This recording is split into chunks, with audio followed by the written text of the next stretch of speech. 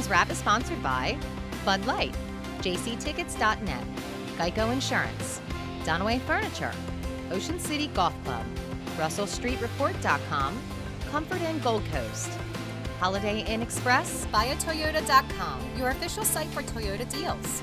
The original Green Turtle, hosted by the Blue Ox Bar and Grill.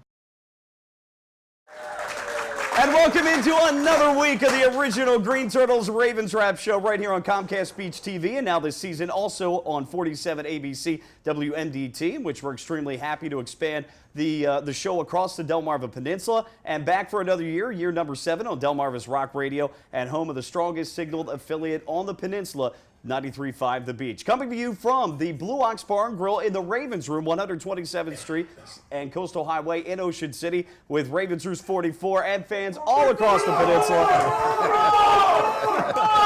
Welcome into week number 7 of the NFL. Coming up, we're going to recap the Ravens' 48-17 win over the Tampa Bay Buccaneers. We'll talk news and notes, recap the AFC North, and preview the upcoming game this Sunday as we take on the Atlanta Falcons. 1 o'clock kickoff at M&T Bank Stadium. The network pregame at 12:35 on 93.5 The Beach. And don't forget, the radio portion of this program airs every Sunday morning at 11 o'clock. The Ravens Wrap Show brought to you by our friends at the original Green Turtle, the Blue Ox Bar and Grill, of course. You got to come down here to the Ravens Room, and we make it more than worth your while to come down to the show. We've got Ravens tickets we give away, and actually tonight's show we're giving away tickets for the game against the Atlanta Falcons.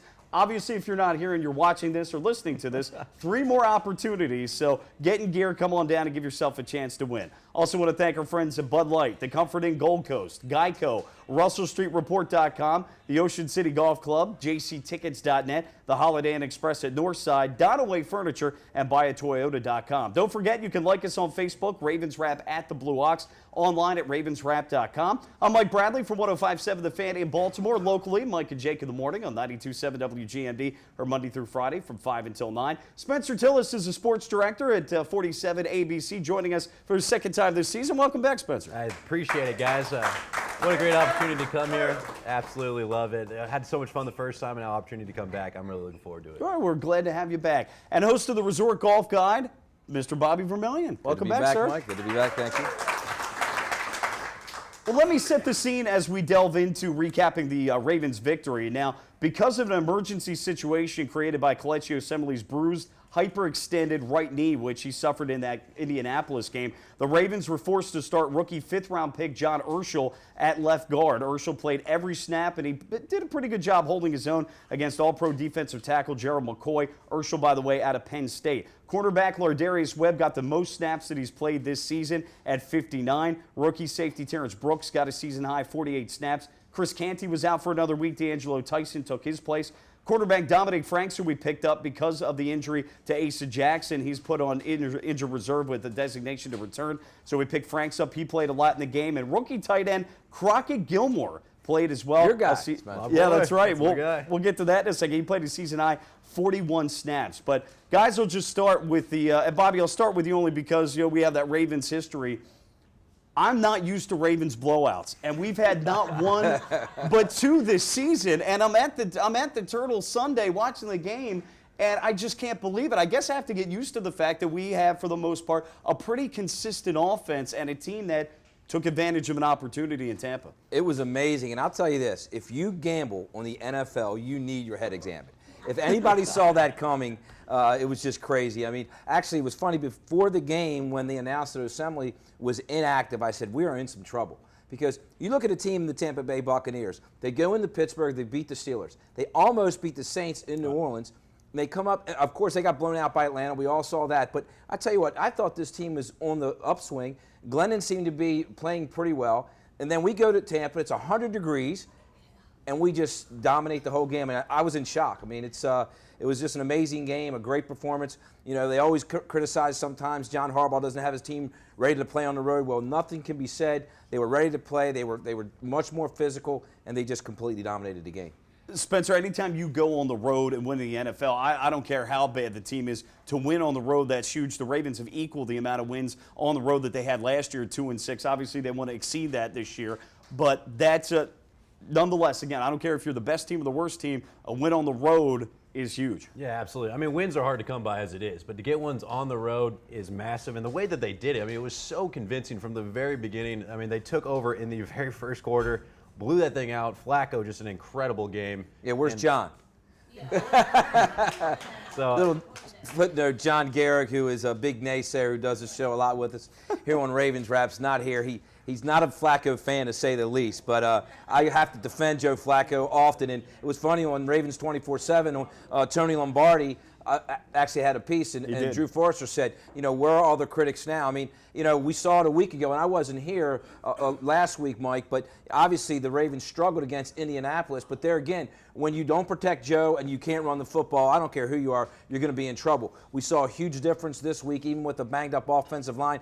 They protected Joe. We were able to run the football, and he was a great quarterback. Most certainly. Well, a week earlier, the Ravens gained just 287 yards. They had turned the ball over 3 times. They were 1 of 11 on 3rd down in that loss to Indianapolis. But against the Buccaneers, quarterback Joe Flacco, 5 touchdown passes in the first 16 minutes and 3 seconds of the game, the most in the span since the 1970 NFL AFL merger. But you talk about taking advantage of opportunities, and we knew coming into the game the Tampa Bay secondary and their offensive line not very good, and Spencer, they seized upon that, and they did it in very quick fashion. yeah, absolutely. I thought the soundbite that Flacco gave after the game was hysterical, too. And he's like, I think we were on pace for about 16 touchdowns in the game.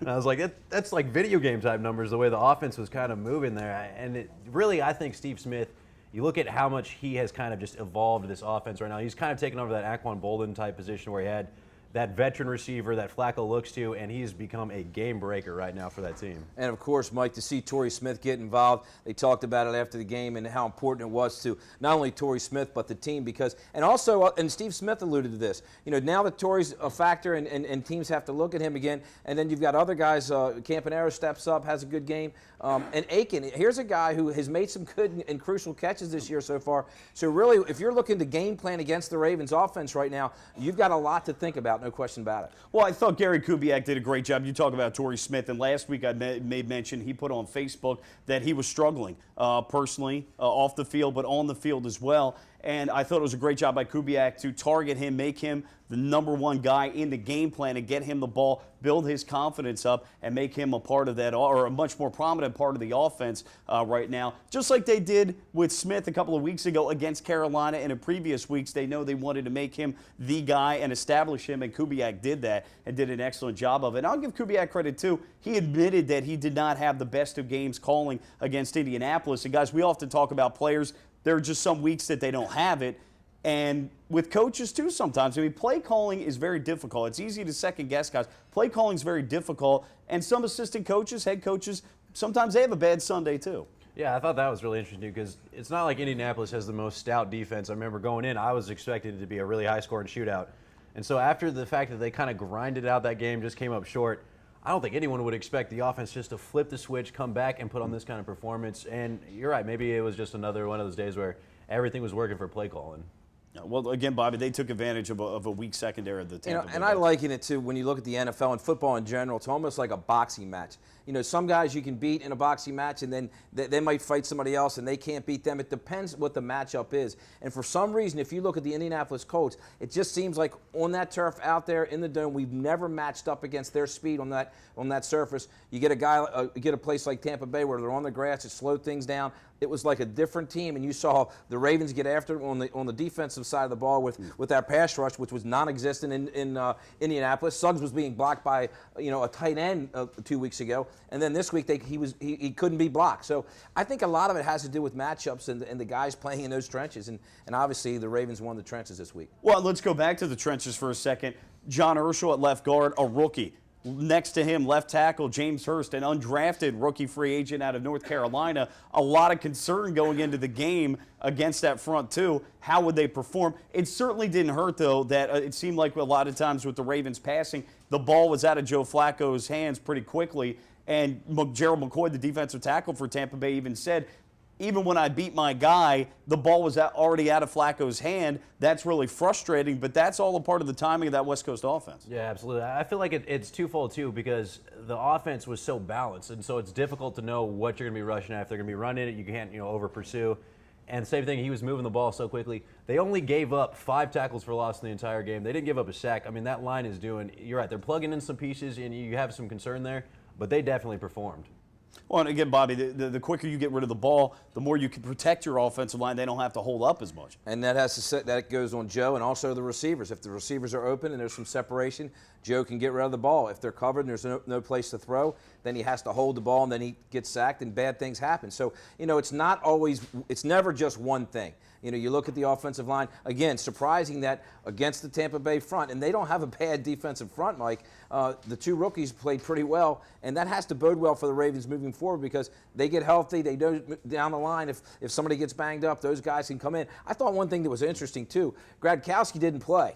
I thought he may be the guy that goes in the guard. They were talking about him, and they decided to play the rookie Urschel and kind of push Gradkowski aside. It's an excellent point, and Urschel needs to gain some weight, some muscle, but that's going to happen once he has a full year in the conditioning and weight program of the Ravens. That's just what happens with rookies. But I think it's a great point, and it shows maybe a lack of confidence in Gradkowski there. And where's Ja Reed? Right. Now, the other thing, to be fair to Gradkowski, maybe they just feel better with him at a center position than playing a guard. He did play center in college at Delaware, where Urschel played guard, so that might be part of it as well. I don't want to pick on Gradkowski entirely because he's on the roster for an active roster for a reason. They have enough faith in him. If they had no faith, then he wouldn't be active. Well, I think they played a little gamesmanship too because they were talking about playing Gradkowski in that situation. That was in the papers. I think even the Ravens put it out there a little bit, thinking but they knew they were going to go with the rookie all along. So I think they kind of did that, and maybe they prepared for the wrong guy. And you think about that, Spencer, just quickly. You've got a second-year right tackle, Rick Wagner, out of Wisconsin, and then you had 2 rookies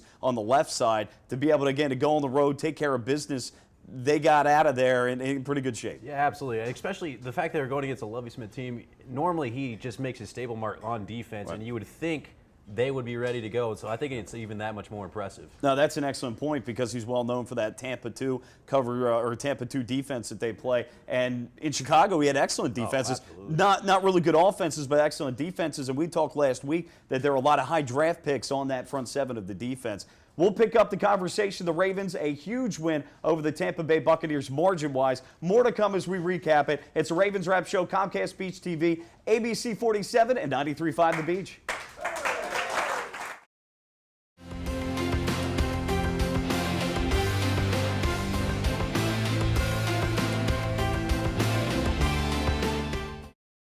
In April 1959, Art Wall won the Masters, edging out Carey Middlecoff and Arnold Palmer by finishing birdie, birdie, birdie, par birdie. 1 month later, Ocean City Golf Club celebrated the opening of their first 18 holes. That course has been transformed now into one of the most scenic golf layouts on the East Coast. Come experience 36 of the most beautiful and challenging holes you'll find anywhere.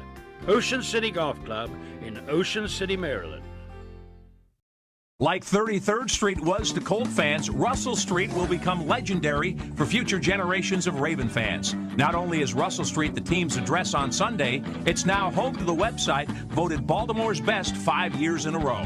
You've known them as Ravens247.com for years, and now you'll love them as RussellStreetReport.com for many more. There's nothing else like it for Baltimore football fans. Trust me, RussellStreetReport.com. Baltimore's home for football 24/7. Welcome to the Comfort Inn Gold Coast. Conveniently located just 1 block from the beach and adjacent to shopping at the Gold Coast Mall and the movie theater. Newly renovated and open year-round with a marvelous bayfront view. Visit us on the web at comfortgoldcoast.com and see our hot deals and great golf packages, or simply call our direct reservation line to plan your stay.